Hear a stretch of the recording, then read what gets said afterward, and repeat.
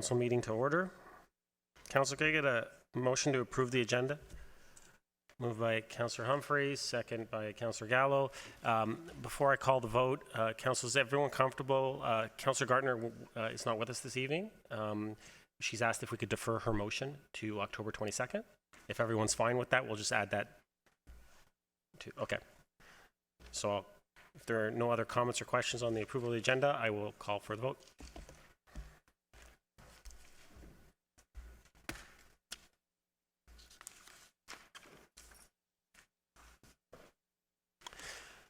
That carries. Declarations of pecuniary interest. Seeing none. Community presentations, we have one.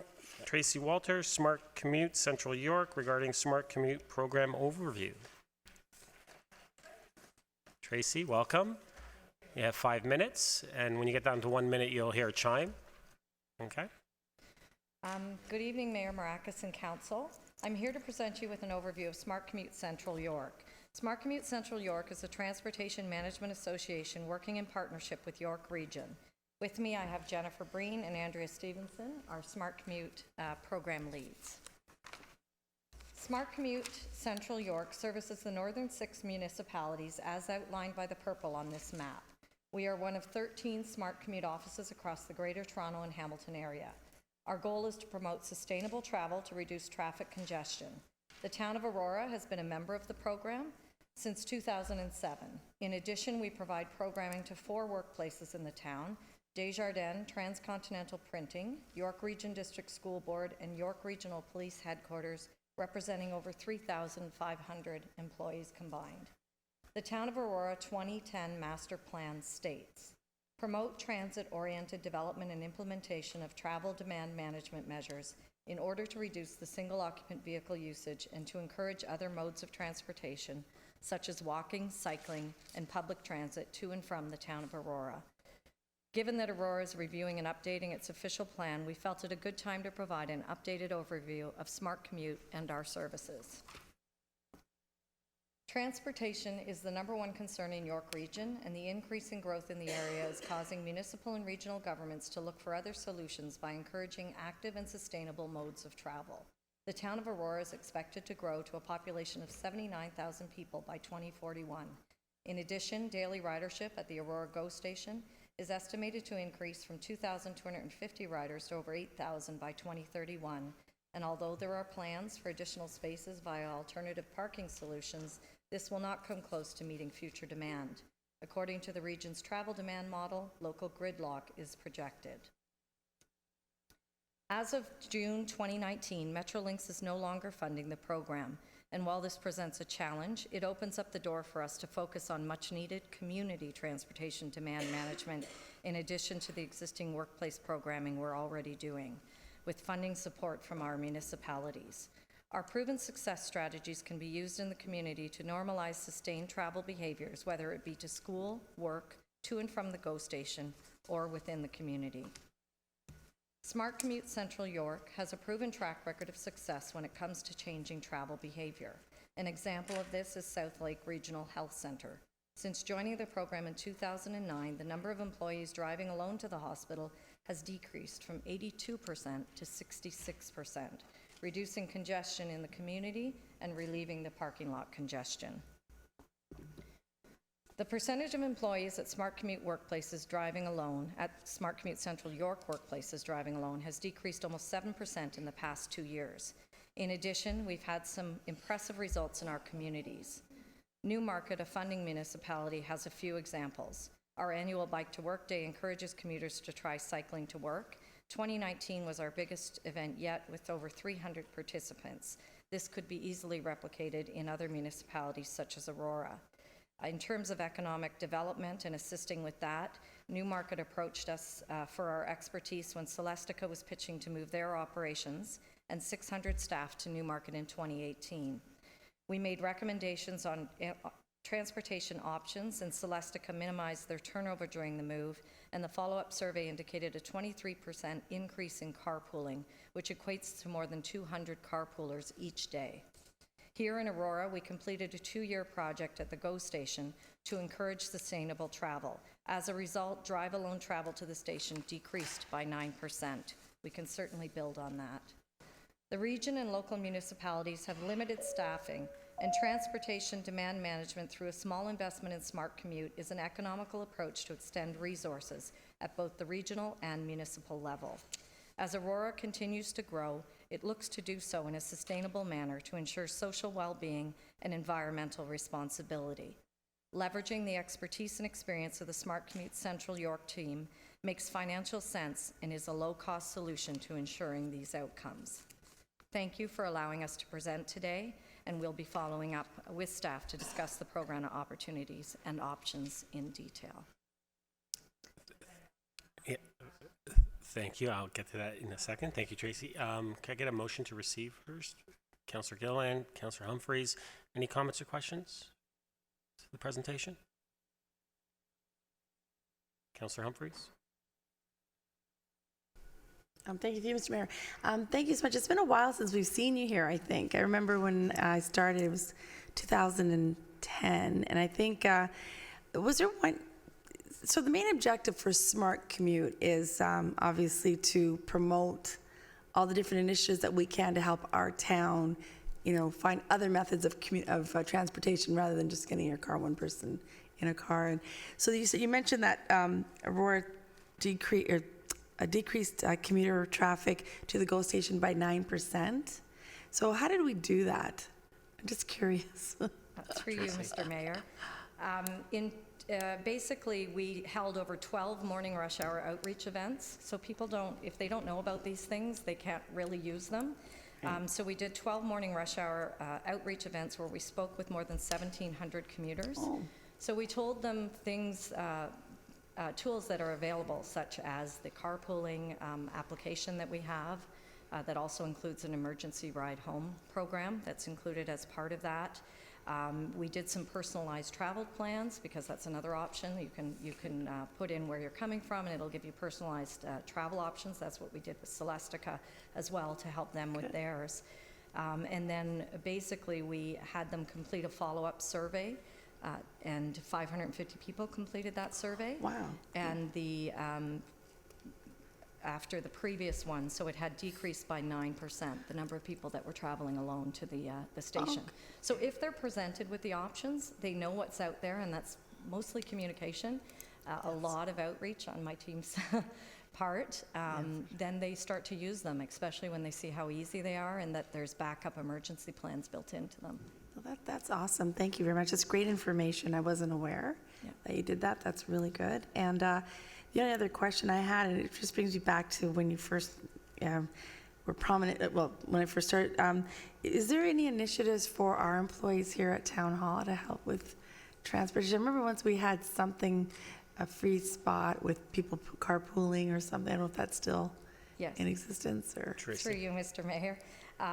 There is. The town of Aurora actually holds a gold Smart Commute designation, which shows your commitment to the program. So over this year alone, over 100 Town of Aurora employees completed the annual Smart Commute Month survey. And that does encourage them to, basically there's different things. So to carpool, to bike to work, there's a number of initiatives that go on through the years. And we work with the staff here to get those messages out, and I think we've even done outreaches here as well to encourage that. So. Wow, well, thank you so much. Very informative. I really appreciate all the information. Lots of great data, and it just, for me, it's encouraging that we need to continue with Smart Commute and see if there's other ways that we can, similar to what you did for the new business coming into Newmarket, this Scholastic, to have similar opportunities here. We have a brand new economic development board. Mm-hmm. So if there's anything we can do to help anyway there, encourage businesses to come here and use that type of enhancement, I think that's great. We may have to invite you to our next meeting. But thank you very much. I appreciate the details. Thank you, Mr. Mayor. Thank you, Councillor. Councillor Kim. Thank you, Ms. Walters, for presenting. Certainly in this day and age, your organization is very relevant to all the modern day problems that we experience. Yeah, as a regular GO train rider, I noticed a couple of months ago that there was a like a YRT Toyota Camry bringing commuters to the station and picking them up, and I found out it was called Request on Demand. I was just wondering if your organization had any input on that program, because it seems like it's very successful, and I downloaded the app, and so I'm ready to use that myself. Tracy? Yes? Basically, that program and other programs like that are part of the solution for that last mile, certainly. And one of the things that we're looking at, and we do work closely with YRT. There's also been solutions put in place that are private solutions. So York Region Police would be an example of that, where they do their own shuttle. So there's other solutions, but that last mile piece is very much where we can get involved in helping. Okay, great. Thank you. Councillor? Thank you. Councillor Guillemette? Thank you, through you, Mr. Mayor. Councillor Kim asked the exact question I was going to ask, because I know YRT does a pilot program and they've extended it to expand in certain areas. So I didn't know if you did any collaboration with them to communicate to the general public about the program. And the other comment or question I wanted to make was, just in general, where would the general public go to get this information? I know you have this outreach and you're trying to reach everybody, but if we were to help kind of educate and give awareness, where would we direct the general public to go to find this information out? So our through you, Mr. Mayor, through our Smart Commute Central York site, our website is probably the best place to land, and then it can direct people from there to all of the different solutions that are on the site. And the website And is? it's sccy.ca. sccy.ca. Yeah, so Smart Commute Central York, SCCY. Perfect. That's what I wanted to know. Great. Thank you so much. Great. Thank you. Councillor Gallo? Thank you. Thank you for delegating. My question may be slightly outside of your boundary, but I'll ask anyway. The concept obviously is to try to get as many cars off the road. The higher picture concept. Do you in any way advocate to the planning community in terms of suggestions that may influence public planning to achieve that goal from maybe a different angle? And I mean, for me, developments beside public transportation should be very high density and to reduce the proximity or to increase the distance from public transportation to where you live. And I'm just curious to see whether you do any of that kind of advocating to the planning communities. Tracy? Yes, we do. So I guess my answer is twofold. We would be happy to collaborate with planning to help bring in experts that could help make those suggestions. Also, as a Chamber of Commerce, I spend a lot of time doing advocacy work and policy work, so where that comes into play, I certainly lend the voice of Smart Commute to that as well. And Smart Commute, some of the other offices also run out of Chambers of Commerce, so again, that helps lend that voice and that advocacy. And yes, we do spend time with the region as well on different committees that we participate on and give suggestions on. Even I sit on the Human Services Planning Board of York Region, and I know a lot of these things we touch on as well. So yes, we do spend a lot of time advocating for those solutions, and we'd be happy to collaborate wherever those departments make sense. Councillor? Perfect, thank you. And I think we should keep that in mind whenever we develop adjacent to public transportation corridors. Thank you. Thank you. Tracy, thank you very much for coming out this evening. It was a great presentation. I just had one comment about, it was quite impressive that when you showed the numbers of the change in 140% more cycling. I think was it specific to South Lake? Those numbers? No, those weren't. That was just specific overall. Yes. And so, and I think that's quite impressive, and I think that shows the importance of us having an integrated cycling network in the region. And I'm glad that we started work last term as far as the cycling master plan. So, and as Councillor Humphreys knows, we specifically stated that it can't just be an Aurora cycling master plan, and we have to look at it from a region-wide perspective and make sure that there's connections running right through that people can get from basically from one end to the other of the region, and it would allow for that number to grow even more. So I'm looking forward to moving forward with that and seeing how many more people get on their bikes. So, but thank you for the work that you guys do, and thank you for coming. Thank you for your time. Council, I'll call the vote.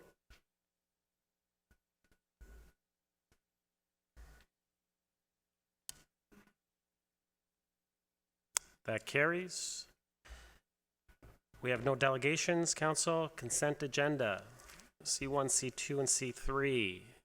Any comments or questions on those? Anyone like to pull any one of those? We got a motion to move C1 to C3. Councillor Thompson, Councillor Humphreys. Call the vote.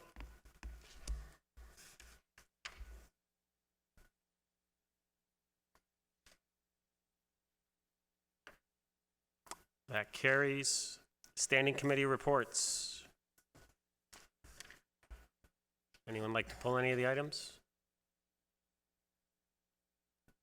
Councillor Gallo? R1 for some amendments I'll go through, Okay. and then just R5 for some questions. So R1 and R5? Yep. Thank you. Councillor Thompson, anything? Councillor Kim? Humphreys? Gillelay? Nothing? Okay. Someone like to move the items that are not being pulled? Councillor Humphreys, Councillor Kim? Call the vote.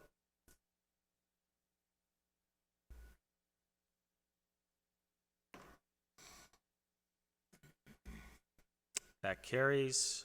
We will start with S1R1. Delegation to staff of certain powers, duties, and functions. Councillor Gallo. Thank you, Mr. Mayor. I just Could you move, do you want to move what's there and then move into, I know you have some amendments, but Yeah. did you want? Okay, so I'll get you to move that second. Councillor Humphreys, go ahead. Floor's yours. So I spent some time on this and some time with staff as well. So I'm going to go through some of the ones that I believe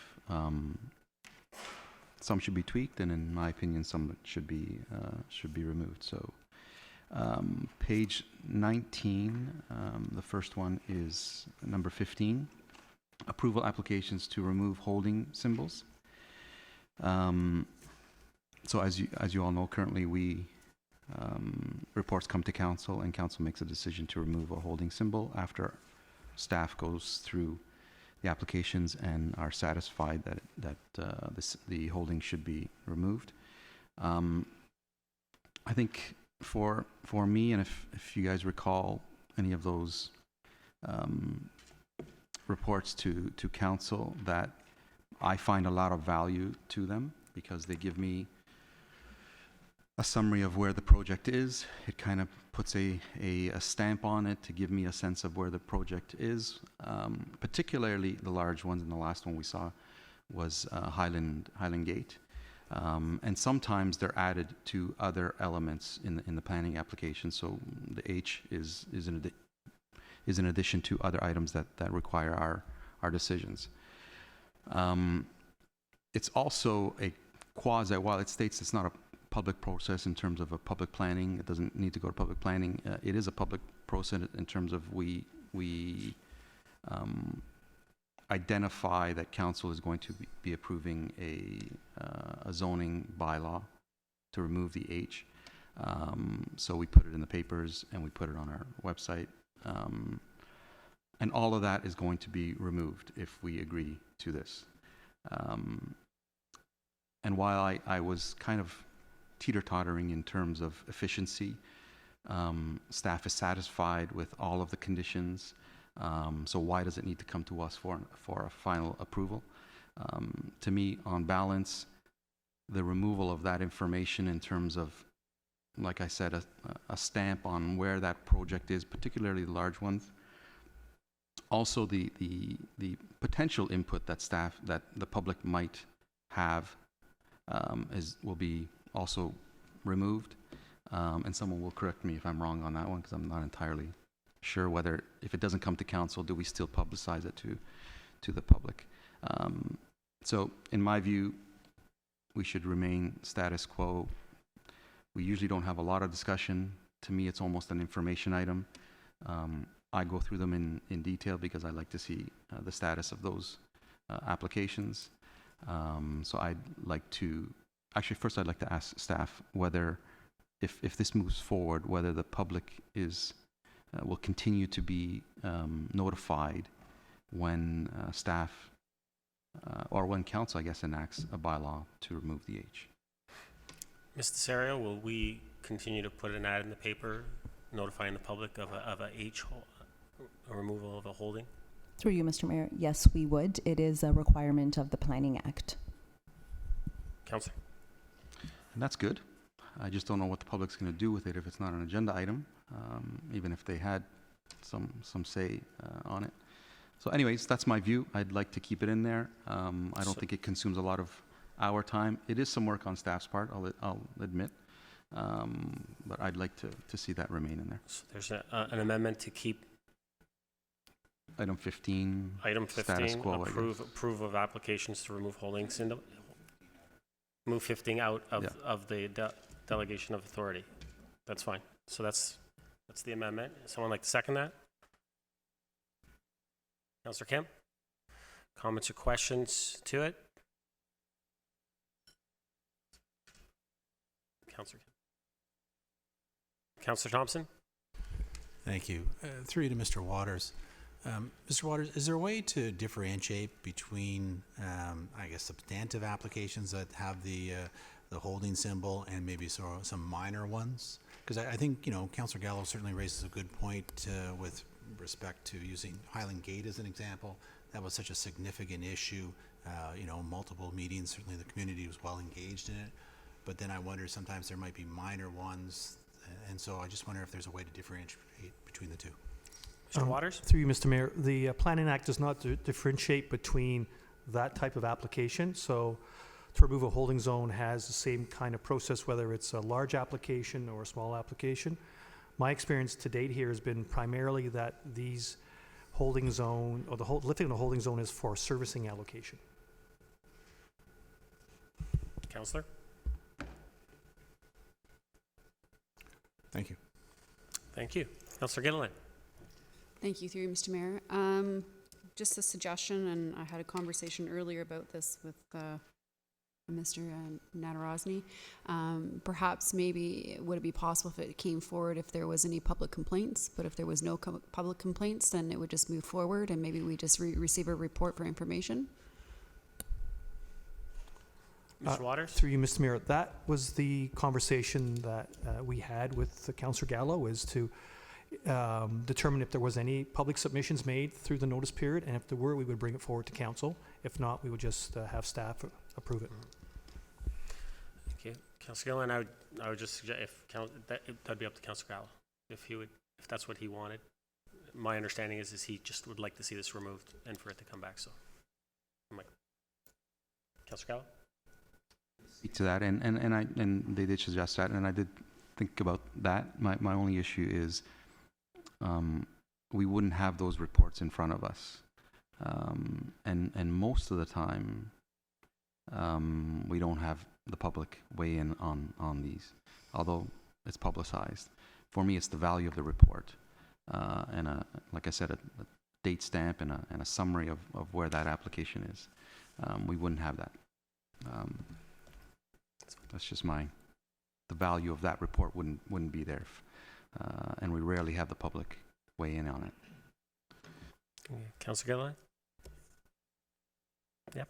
It's just for process and clarity. So if this was, say, put forward for delegated authority, would we still receive a report for information that this was actually removed just as a receive for information, or we just would have to go on our own accord to kind of look at the status of a certain planning project?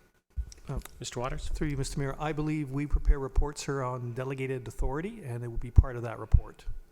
I'm sorry, what was the last thing you said? We prepare report on planning's delegated authority. We would summarize it in that report. I believe it's produced every quarterly.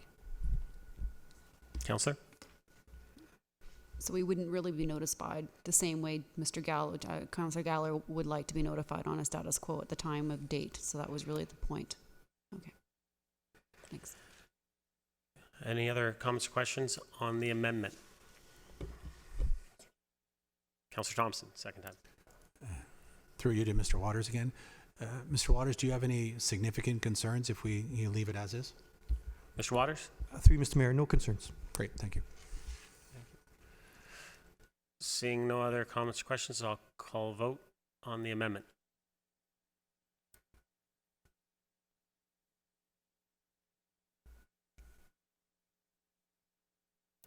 That carries. Councillor Gallo, I'll go back to you. You still have the floor. Thank you. You got about a minute left on your first time. Page 24, item 17. Write-off interest and penalties and added to trade accounts receivable balances as a result of administrative errors. I think there should be a cap on that. It was suggested 10,000, and I'm happy to go with staff's suggestion of a cap of 10,000. But I would also add that an annual report is generated to council. Can I just make you a suggestion? Do you want to put the amendment on that way we don't run out of your time? And then you can speak to it. That cap of $10,000 and an annual report to council. Okay, so did you get that amendment, Mr. Clerk? Someone want to second that? Councillor Humphreys? So, Councillor Gallo, speak if you want to speak to the amendment. I'm in agreement with it. I just think there should be a cap on it. Okay.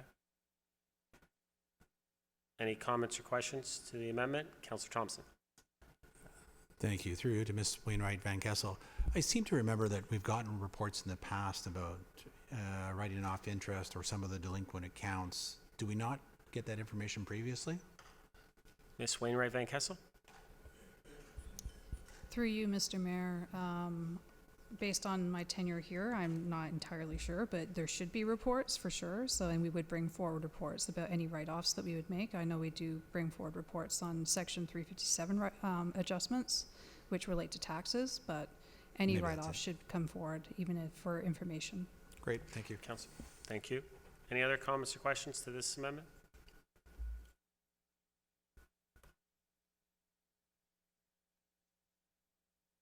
Yes, we're just waiting for it to show up on the screen.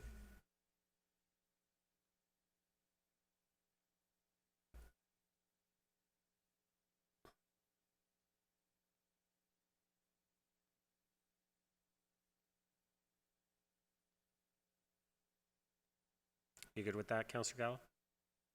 I just want to make sure that what's up on the screen is good with you. Provided it's not being redundant in terms of the report to council. If that's standard process, then if we're being redundant. I see our CAO nodding his head. That's fine. That's fine. Okay. Okay. Any other comments or questions on this amendment? Seeing none, I'll call the vote.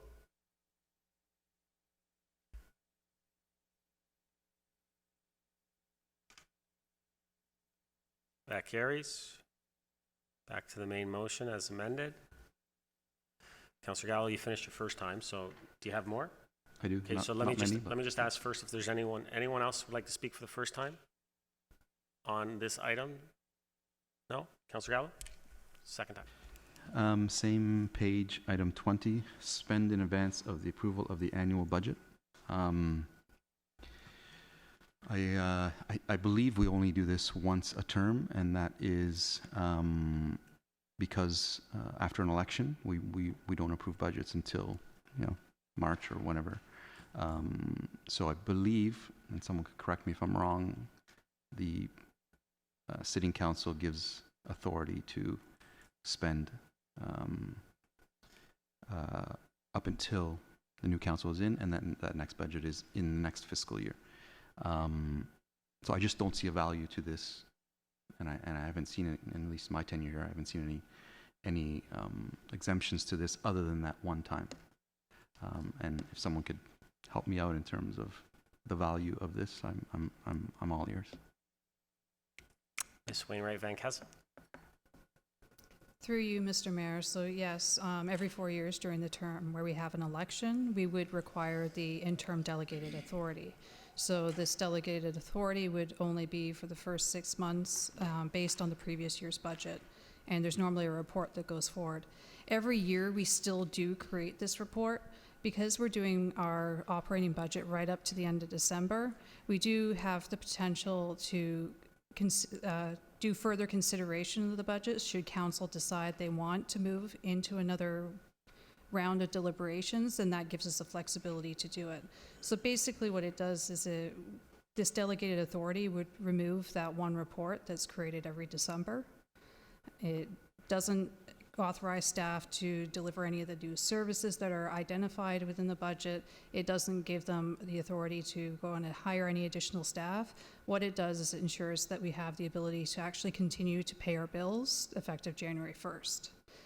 We cannot go any longer than 6 months because under the Municipal Act, we are actually required to have a budget approved within the first half of the year. So it's more of a standard procedure. It's not creating anything new. And that's why we wanted to include it. Councillor? Just for clarity, do we currently do this every December? So Councillor, and I'll kind of put it in from my experience is that, I mean, we've done very well in the last couple of years where we've actually finished the budget in December. But if we didn't finish it in December, because I know like in past, I'm thinking like back, it didn't get finished till like February sometimes. So my question is, do we do this every December normally? If we didn't finish the budget. Ms. Wainwright Van Kessel.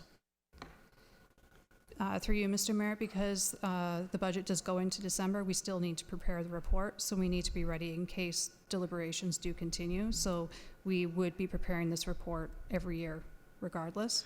But have we done this? I know we would. As far as I know, yes. have. I've talked to Jason about it, and this report has been prepared in the past each year. I'll take this off. Let's leave it in. It's fine. Okay. Thank you. You still have the floor. That's it? That's it. Okay. No motion. Any other comments or questions? Oh, you have other ones. Okay, that's why. Okay. 21, the next page 25, transfer funds and budget between town accounts if required to properly manage the town's financial affairs. I would also feel more comfortable if there is a cap, and I believe the suggestion is $20,000 and also an annual report. Is that the amendment? Yep. Did you get that, Mr. Clark? $20,000 cap and, Councillor, what was the rest of it? Annual report. And an annual report. Someone like to second that? Councillor Gilliland? Councillor Gallo, did you want to speak more on the amendment, or?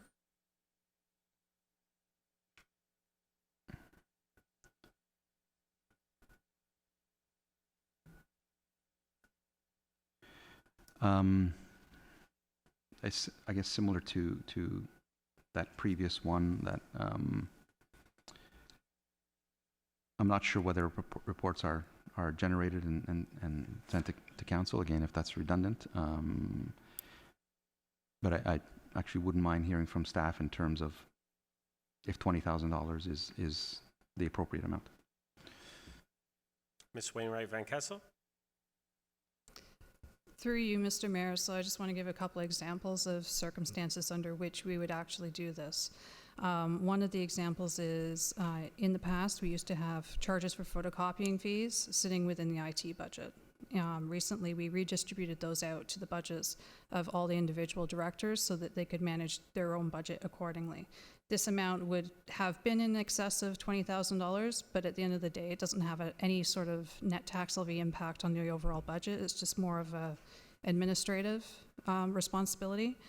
I think it's I would recommend some of the restrictions that there be no tax levy impact on the budget, and also that it be items that do not affect or change service delivery.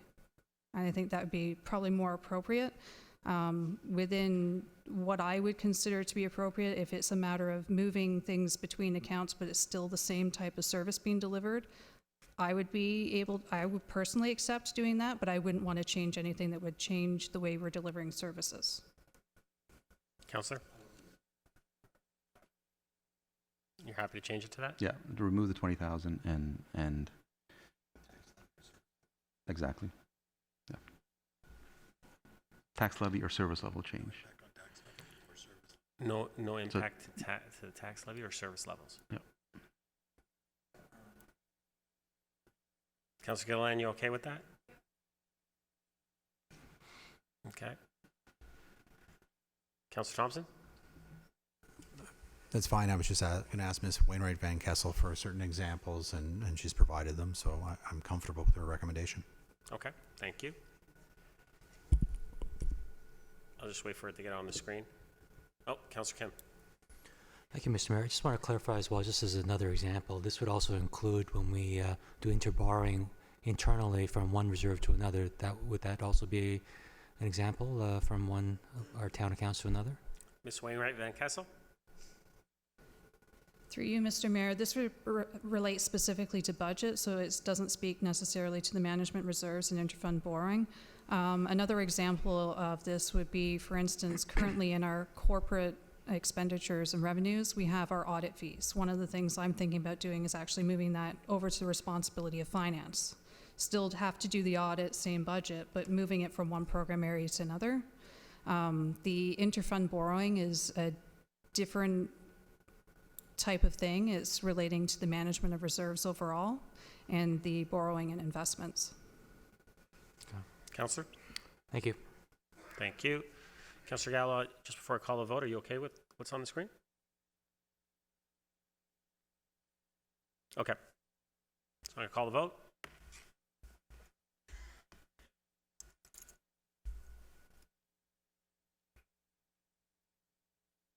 That carries. Back to the main motion. Councillor Gallo. Same page, number 24, and just a quick question.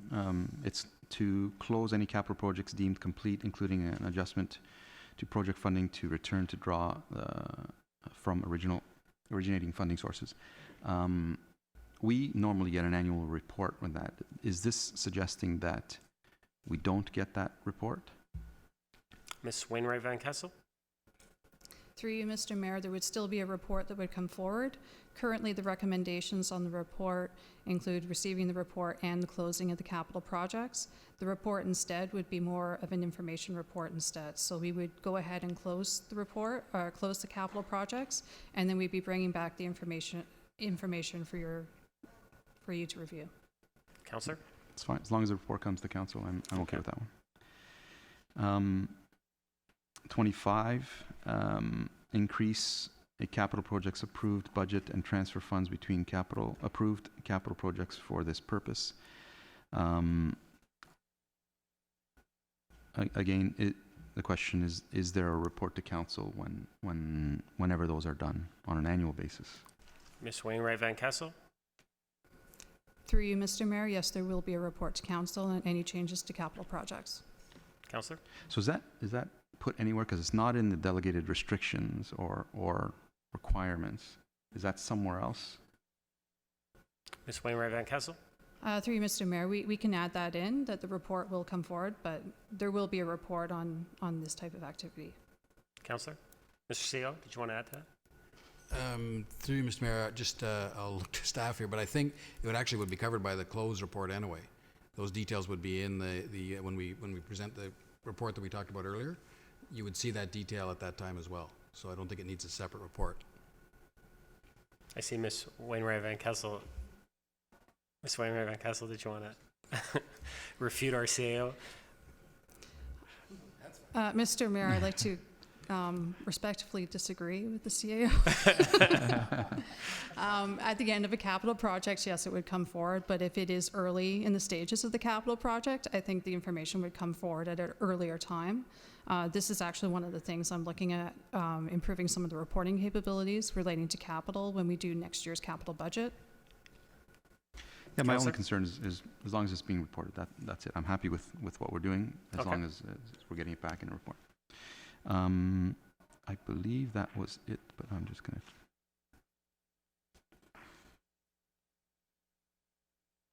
No, page 34, items 1, 2, and 3. And maybe CEO can give me a sense of basically asking us to give authority to enter into, it says short term, but 1 year, 5 year, 10 year, and the different ones to me seem like big commitments. And to me, those things I think should be coming to council. You know, I don't recall in my 7 years being inundated with these types of things. In fact, some of them are really important, like tennis bubbles, soccer bubbles, all of those types of things. And I believe this gives authority to enter into those agreements, and it wouldn't come to council. So I'm not in favor of any one of those three, unless I can be convinced otherwise. Mr. CEO? Through you, Mr. Mayor. So something like tennis bubble would absolutely come to council because it would contemplate a term much longer than even the 5 years for that kind of investment. And the intent is not to get those kinds of deals, regardless of the timeline, passed without going to council. The intent is more for administrative purposes. So, for example, when we were looking at relocation options related to Library Square, we were contemplating a number of small leases with other outside agencies to rent space on behalf of the cultural center or the museum, and it would give us that authority without going to a report to council. All of them are intended to be at either market value or greater or less than market value, depending on which is the advantageous to the municipality. So anything that falls without that would come back to council, and certainly anything that we felt was, encumbering an asset or something that council might have an interest in. So the intent was purely administrative, but at the same time, if council wishes to see these deals, there's no harm in bringing them back. It just saves some time. And again, I just speak for myself. I like to see these things and be on top of them and understand them. I'm happy if others disagree and have no issues with the delegated authority. To me, I don't think they're that time consuming, and it just makes me feel like I'm more connected with what's going on. So would you like to put an amendment to remove 1, 2, and 3? Yes. Mr. Clerk? Got that? Someone like to second that? Councillor Humphreys? Speaking to the amendment. Councillor Thompson. Thank you. Through you to our CEO, Mr. Nadarozny. A couple lease deals that we've done. One, Niagara College, and 2, Queen's York Rangers. So the Queen's York Rangers, I believe, was a 10-year lease, and the Niagara College is less than 5 years. So in both cases, if there were similar situations under this new procedure, council wouldn't see them. Mr. CEO?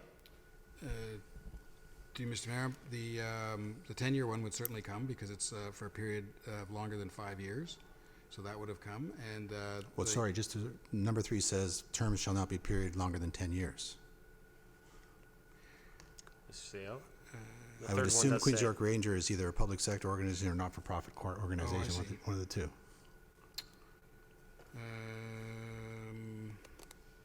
So I suppose technically The hesitancy makes me think that it's possible, and so the Niagara one, though, was for other than market value, so that one would not. That would have to come to council.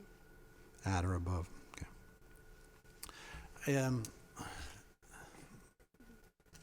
From my perspective, the first one, delegating authority to staff for leases shorter than 1 year, I have no issue with that, and I'm comfortable with delegating that authority. I don't think that creates many issues for council, and in fact, it may resolve some issues where we have certain groups come to us looking for short-term relief, and you can let staff deal with it rather than the political pressure that comes with it.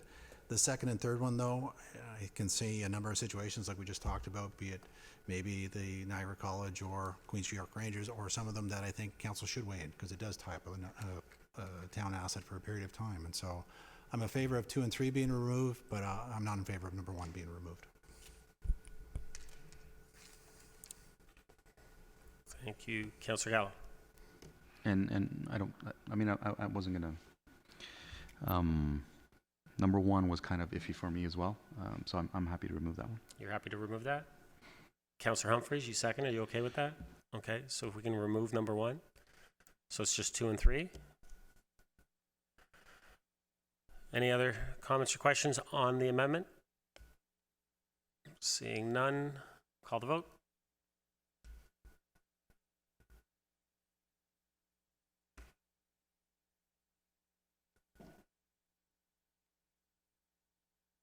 That carries. Councillor Gallo, back to the main motion as amended. Oh, was it? Did you have any more? No, just wanted to thank everyone for No problem. for the time. I You didn't- were out of time, but I I'll didn't- give you a little. I didn't little get wrap. a chance to speak to staff prior to last week's GC, so thank you. Okay, thank you, Councillor. Councillor Thompson, did you want to speak right now? No. To the main? No, you're fine. Okay, anyone else? Comments, questions to the main motion as has been amended? Seeing none, I will call the vote.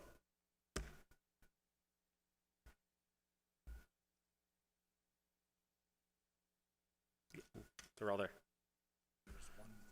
There's one on the second page. So that's, there you are. 3, 4, 5, 6. Okay.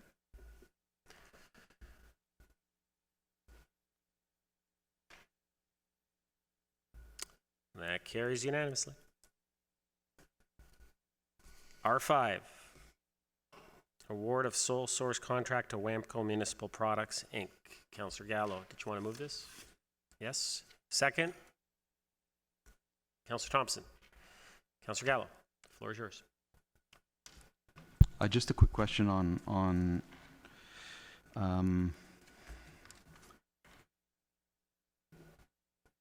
the I believe it's $150,000,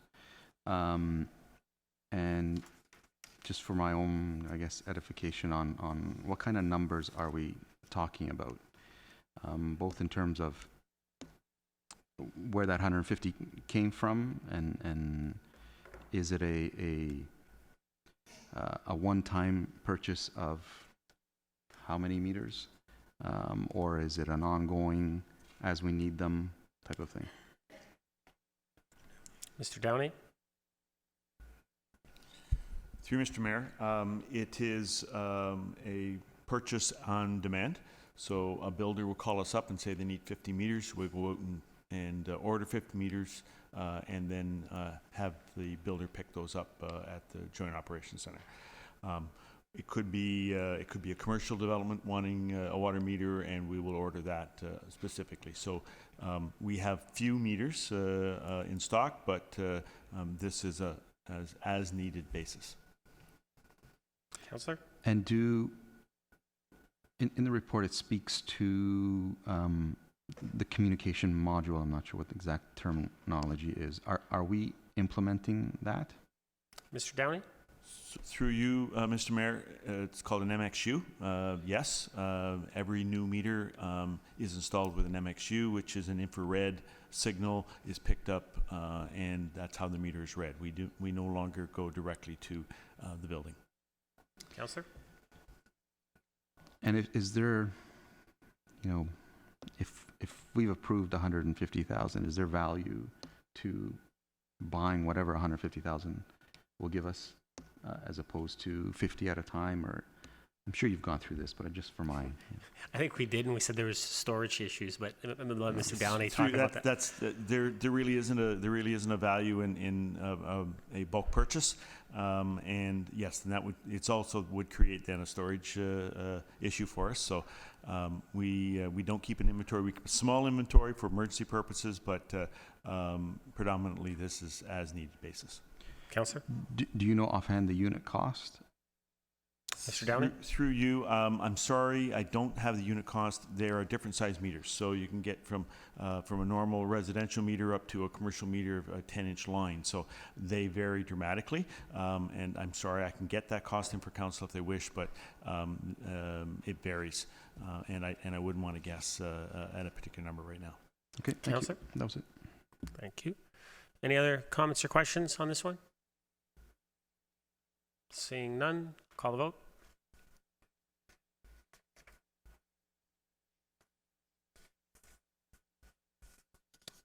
That carries.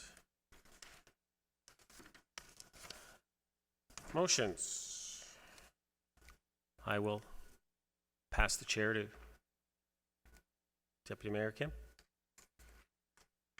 Thank you, Mr. Mayor. Would you like to put your motion on the floor? Move as is. Can I have a seconder, please? Councillor Humphreys. Thank you. I don't think there's really much to add. I mean, we had a presentation from Mr. Ferguson Mobbs last week.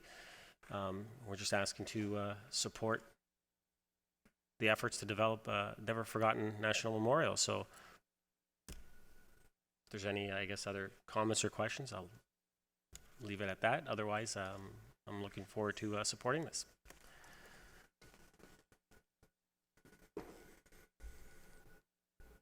Mr. Chair. Anyone have any comments or questions? Okay, let's put it to a vote. Well,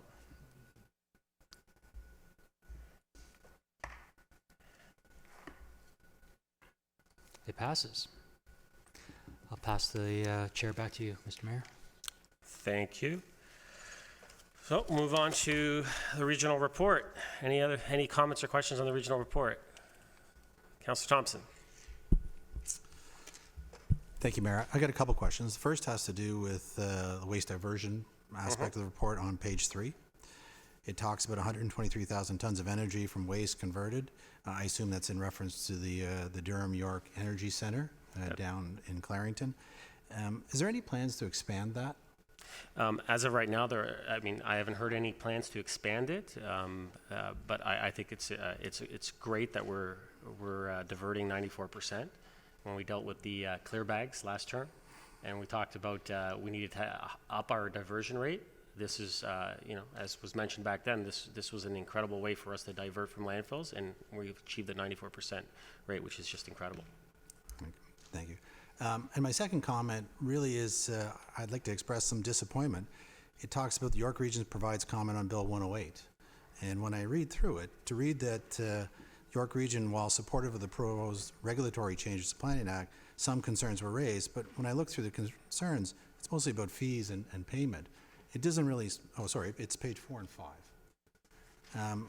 I don't think it necessarily reflects my views or the views that this council has expressed with regards to Bill 108 and the changes that were brought about that resulted in the loss of this municipality having the final say on developing our community.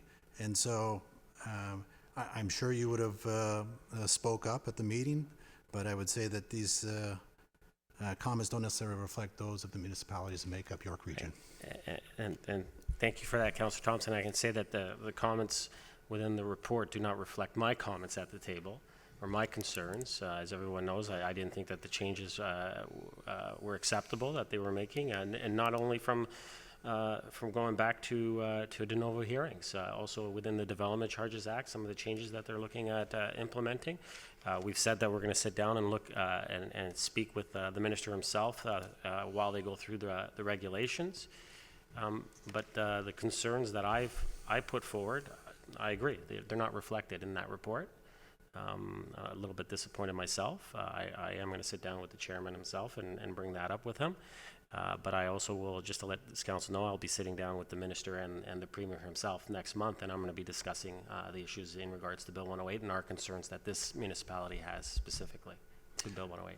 And for council's reference, at AMO there was always a minister's forum where delegates, councillors and mayors and so forth from all the communities across Ontario can get up and speak to any one of the ministers.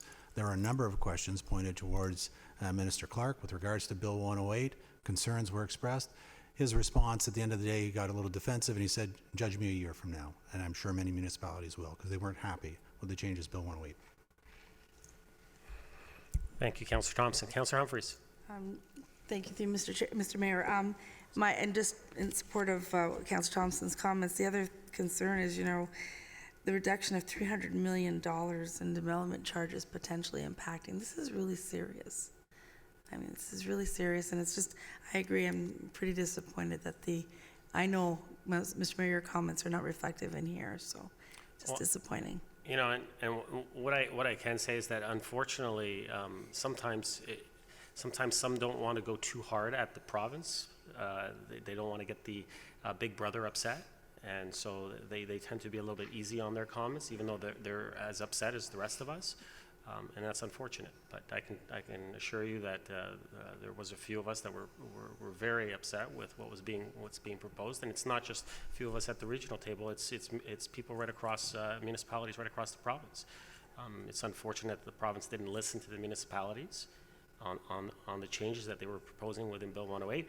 Hopefully, when we get to the regulations and we have those major discussions on how they're going to move forward with those regulations, hopefully they start to listen to us and they make some minor changes that will reflect the concerns from the municipalities. So, like I said, when I sit down with the minister and the premier himself, I'll definitely, and I can assure you, I'll be bringing up those concerns face to face, and hopefully they listen at that time. Thank you, Mr. Mayor. I'm not worried about that at all. Thank you so much. I didn't get someone to move this. Someone want to move this regional report? Moved by Councillor Kim, second by Councillor Gillen. Any other comments or questions on the regional report? Seeing none, I'll call the vote.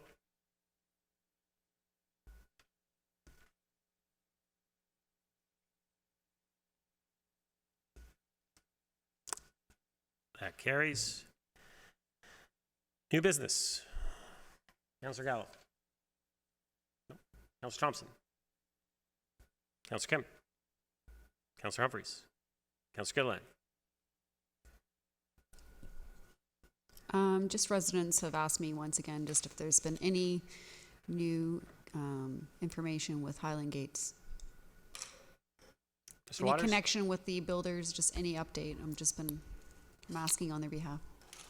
Through Mr. Mayor, we did have one of my planners walk the site with the resident. I will be scheduling a meeting with Highland Gate to discuss the deficiencies that we've identified through the walk with the residents and setting up a program for maintenance, which appears to be neglected in some areas. Mm-hmm. Thank you. Councillor? So are you setting up the maintenance collaboratively with them, or are we going to be doing the maintenance and billing them? Mr. Waters? Through you, Mr. Mayor, I believe it's Drayton's responsibility to keep the site in a proper condition. I will be discussing that as part. I would hope that Dranium would be keeping the property as clean as possible and as neat as possible.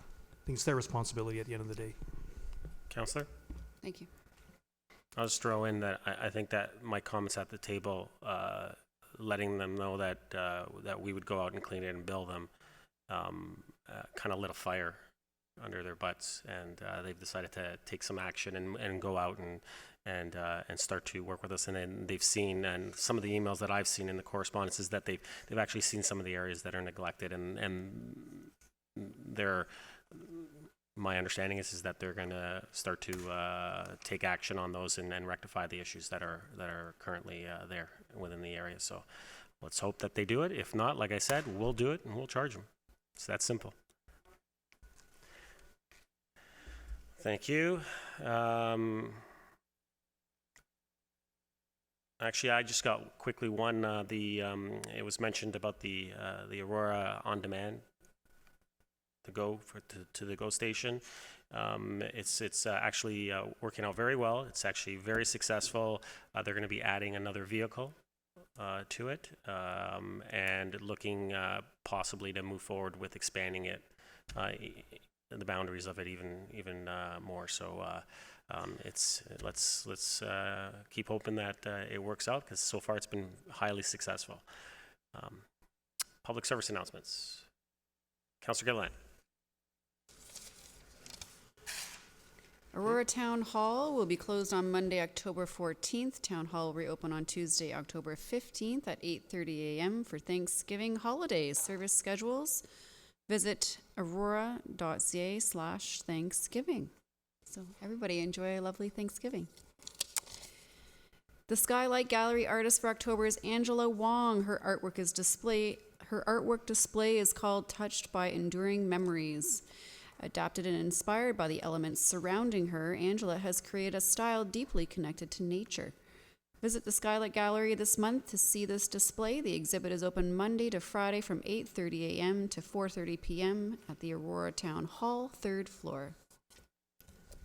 Thank you. Councillor Humphreys. Thank you, through Mr. Mayor.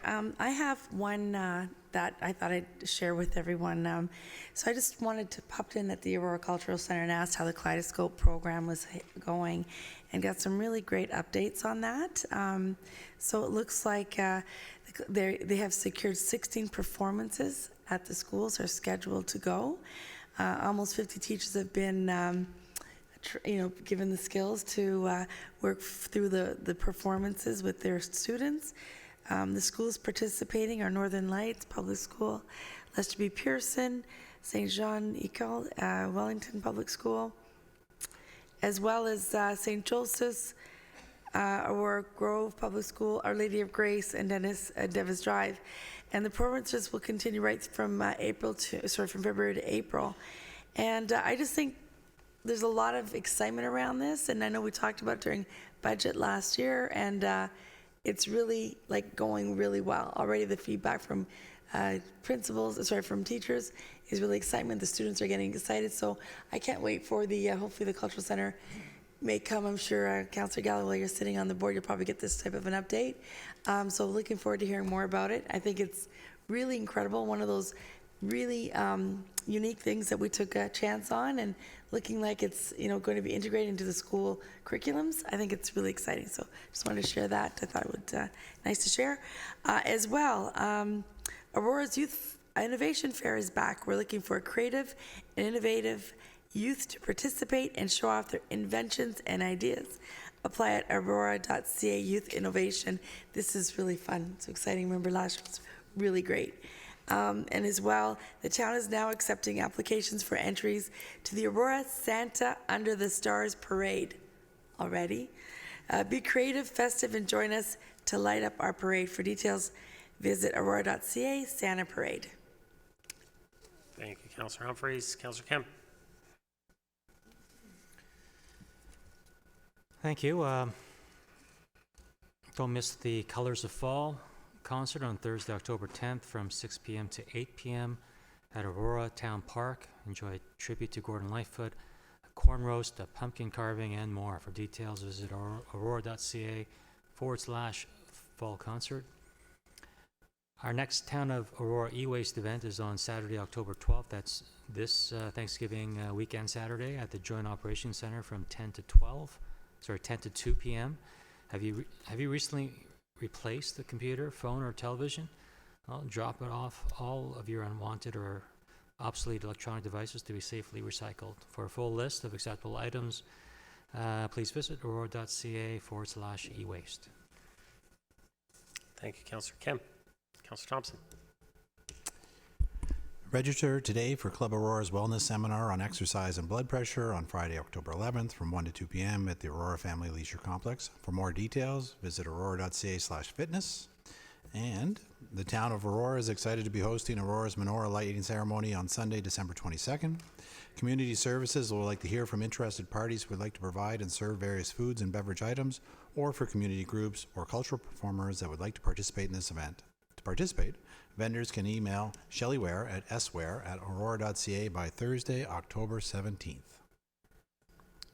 That's it. Thank you. Councillor Gallo. Thank you. First off, hats off to the Aurora Soccer Club for a very successful Oktoberfest. I think all of us managed to get there for the event. And it for the first year was, I think, extremely successful, and it's amazing to see what dedicated volunteers can do. So hats off, and looking forward to next year. On Wednesday, October 23rd and Thursday, October 24th, the Aurora Senior Center will be hosting its annual jewelry and craft sale in the lounge from 10 to 1:30 p.m. You can pick up some unique and beautiful pieces starting at $1.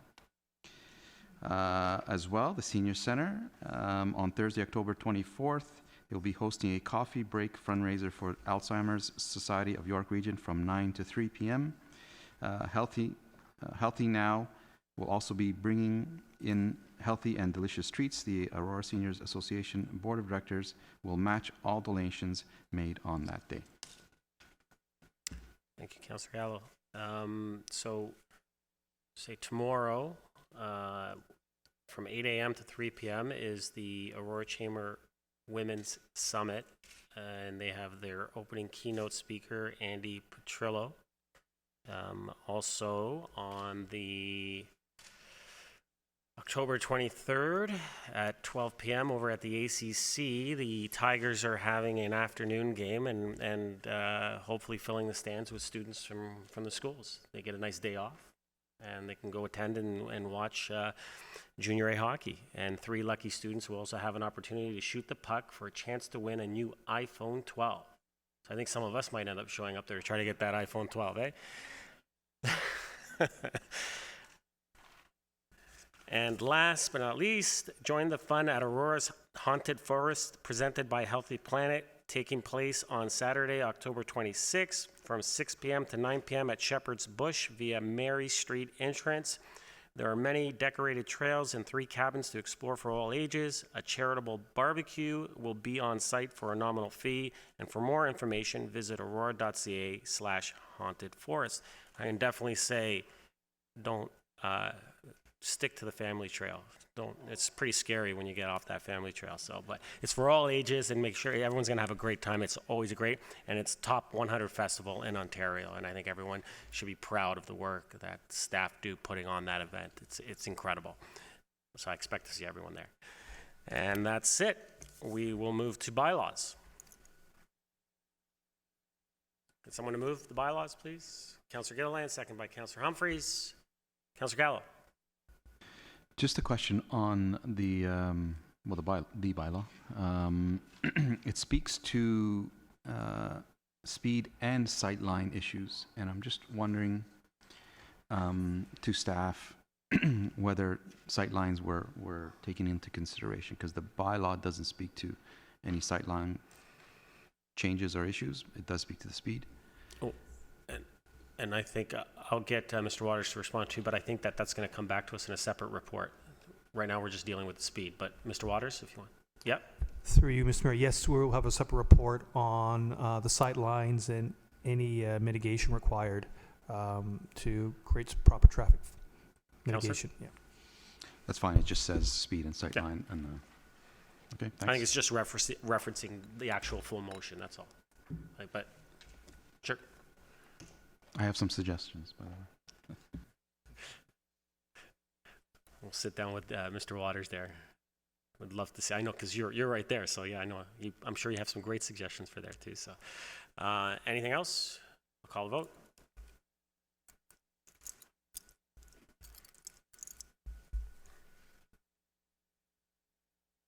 That carries.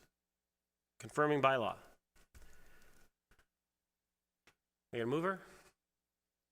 Councillor Gallo, second by Councillor Kim. Comments, questions? Nothing? Call the vote.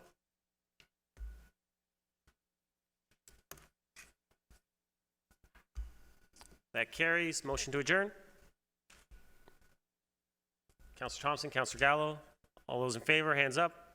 Opposed? That carries. We are adjourned. Thank you, everyone.